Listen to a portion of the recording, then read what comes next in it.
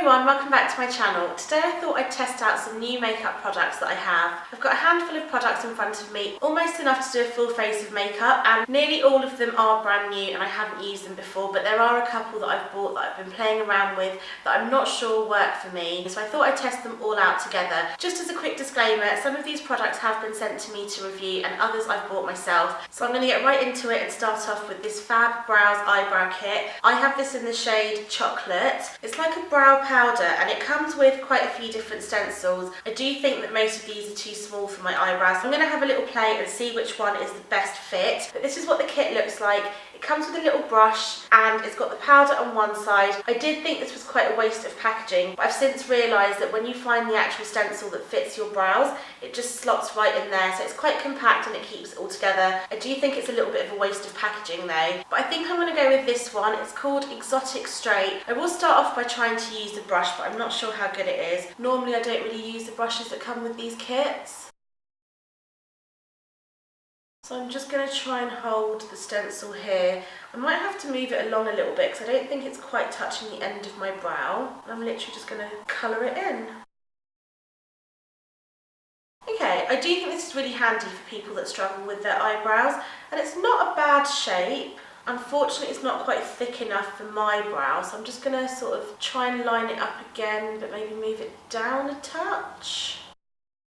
Okay, I might just leave it there and then go and do the other one. I think it's quite difficult because both of my brows are two different shapes. I do think this is a great idea, it's just the shapes are a bit funny. I just think it's a bit of a faff, to be honest, because by the time I've moved the stencil to try and line it up and then try and make them wider, I think it's just as easy to use a brow gel or a pomade like I normally would. Like I said, I think it's a great idea. It's good for people that have really thin eyebrows or just people that aren't used to filling in their brows. I'm not entirely sure that I love it. I mean, it is a great colour match, but that's about it, to be honest. Next I'm going in with this Becca Backlight Targeted Colour Corrector in the shade Papaya. As you can see, I have used this before. I've played around with a few different concealers, but I haven't actually used it with a concealer that completely matches my skin tone, so I'm going to do that today. This is really pigmented, so I'm just going to take the tiniest amount, and it's really scary because I'm not used to applying red under my eyes at all. I'm just really desperate to make this work because if I can find a dupe for the Bobbi Brown corrector, I'll be so happy. I just like to have options. Okay, so now I look like a completely crazy person, but I'm going to go in with the Too Faced Born This Way foundation, and I have this in the shade Golden. I picked this up in Debenhams last week and I have a really bad feeling that it's not the right undertone, but it was the closest shade match that they had to me. So as per usual, I've just squeezed it out onto the back of my hand and I'm going to go in with my damp sponge. I'm going to take it over the corrector slightly too.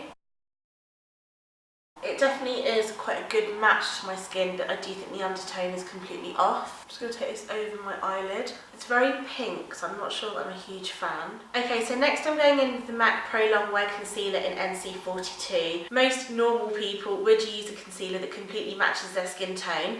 I haven't actually tried that on top of this corrector, so I'm just going to apply it with my finger. Okay, so I've just applied the concealer and I've just set it in place with my normal loose powder.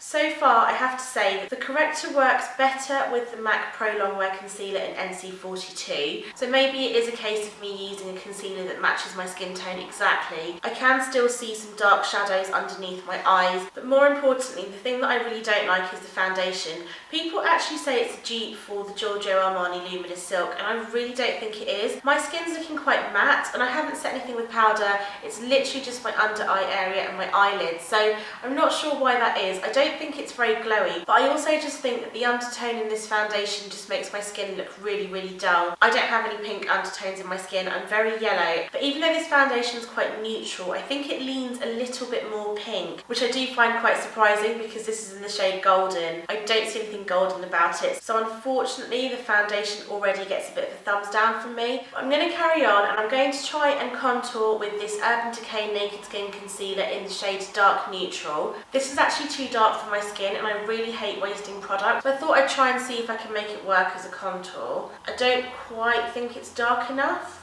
but let's see anyway. Okay, so this could actually work as quite a subtle daytime contour. There's nothing too strong about it and it just adds some very natural shadows. This isn't too bad at all. I quite like it, so maybe it's not a wasted product after all. Next I'm going to go in with this Airbase High Definition Micro Powder HD Bronze and Contour. I have used this before and I really like it. The only downside is the packaging. I think mine's broken. It doesn't really let a lot of product up. I've been bashing this from the bottom just to try and get as much product out for ages, and this is all I've got, so I'm going to work with what I have. But I do really like this powder. I have used it before, like I said. I just think it is that perfect shade for both bronze and contour. It just looks very natural on the skin. It's really finely milled. It's quite a nice product to work with and it's really easy to blend, so I like this product. But as always, let me know if you have tried any of these products and what you think of them. Just leave me a comment down below. But yeah, aside from my dodgy packaging, this gets a huge thumbs up from me. I really, really like it. So I'm then going to try their other product, and this is the High Definition Micro Finish Powder in HD Glow. This is what it looks like. The reason I know that one's broken is because this one does give me a lot of product even when I just turn it upside down, and that one doesn't. So I don't think the holes in the sifter have come through properly maybe. But anyway, it's very strange working with a loose highlight. Oh geez. I'm just going to switch to my Morphe M501 because I have way too much product on here. So this is quite intense and quite difficult to work with. I don't love it as much as the contour because it's quite a frosty shade and that doesn't really suit me, but I do think it would look stunning on paler skin tones. I wasn't actually going to go in with blush because I'm quite terrified of this shade, but seeing as I have it in front of me, I just thought, why not? This is a cream to powder blush by Sleek and it's in the shade Pink Peony. Not gonna lie, this terrifies me slightly. I think it's a cream, so I might just go in with my fingers. I don't want to get too much product. That's just a couple of swipes. Oh god, this is really scary. Wow. Okay, so it really is cream to powder. It's weird, it kind of turns into a powder on the skin. Okay, so this shade definitely isn't for me. It makes me look quite flushed. I'm just going to try and buff it out with a brush. I really like cream blushes, but this one kind of turns into a powder, which is a bit strange. I quite like how cream blushes look on the skin too, but this just looks powdery, so I'm not too sure how I feel about that. I'm then going to go in with this Sleek Enchanted Forest eyeshadow palette. I just want to test out the formula because it's been years since I've used Sleek eyeshadow, and also the lip option that I have is quite bold, so I'm going to go in with this goldy shade on the bottom right first. Okay, so the pigmentation is pretty decent on this. It isn't amazing, but it's pretty good for the price. I mean, I'm guessing it's around about the £10 mark, so it's not bad at all. Personally, I would like a few more mattes in the palette, but then I'm always looking for a matte brown shade just to deepen up the crease, but unfortunately there isn't one in this. So I'm going to use a combination of this bottom right shade and this berry toned shade up here. I'm literally just going to run it through the crease. The matte shades are slightly harder to work with, they don't blend that well. Okay, so this is the eye makeup look that I've created. Like I said, the pigmentation isn't bad at all.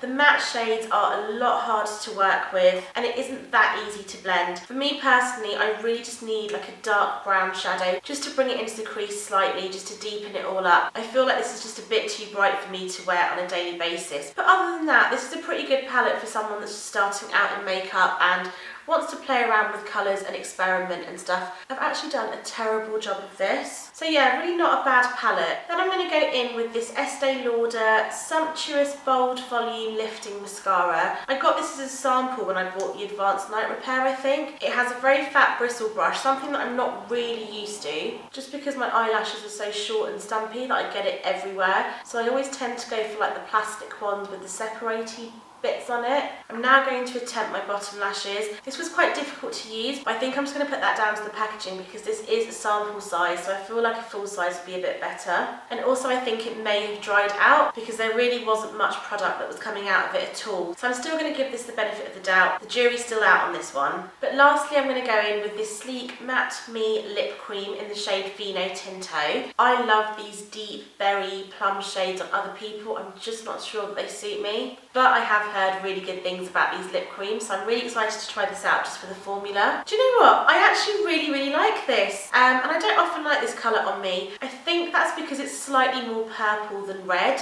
but I really like this. It's a little bit sticky and you can definitely feel it on your lips. It's not completely weightless, but having said that, it's really not uncomfortable either. So I really like this. I feel like I'm going to get a lot of use out of this come autumn, and I definitely want to try out other shades in this range. But this is all the products that I thought I'd try out. I have to say that my favourites would definitely be the bronze and contour powder, the liquid lipstick. I like the colour of the brow kit, but I really wouldn't faff around with the stencils. I just think it takes too much time, kind of looks a bit wonky, and one size doesn't fit all. The mascara I potentially do like, but it's hard to tell because it's a sample size. The eyeshadow palette is great for beginners. I'm still not convinced about the corrector. I just don't think anything really beats my Bobbi Brown.